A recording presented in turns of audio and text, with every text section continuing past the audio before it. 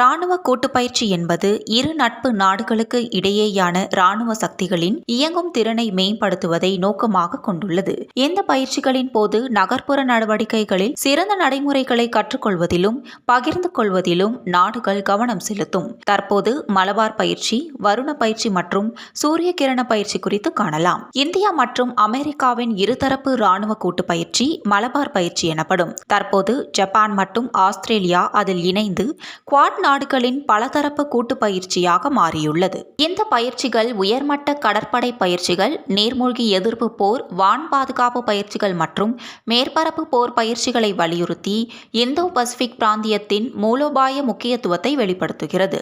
வருண பயிற்சி என்பது இந்தியா மற்றும் பிரான்ஸ் உடனான கூட்டு பயிற்சியாகும். வான் பாதுகாப்பு, நீர்மூழ்கி கப்பல் எதிர்ப்பு போர் மற்றும் மேற்பரப்பு போர் பயிற்சிகளை உள்ளடக்கிய ஒரு கடற்படை பயிற்சியாகும். இந்த பயிற்சி ஆழ்ந்த கடல்சார் பாதுகாப்பு ஒத்துழைப்பை நிரூபிக்கிறது. இந்தியா மற்றும் நேபாள் உடனான கூட்டு பயிற்சி சூரிய கிரண பயிற்சி ஆகும். இந்தியாவிற்கும் நேபாளத்திற்கும் இடையிலான மிகப்பெரிய கூட்டு இராணுவ பயிற்சி மலைப்பகுதிகளில் பயங்கரவாத எதிர்ப்பு மற்றும் கிளர்ச்சி எதிர்ப்பு பிரச்சாரங்களில் கவனம் செலுத்துகிறது. இது புவியியல் உண்மைகளையும் பாதுகாப்பு கவலைகளையும் பிரதிபலிக்கிறது.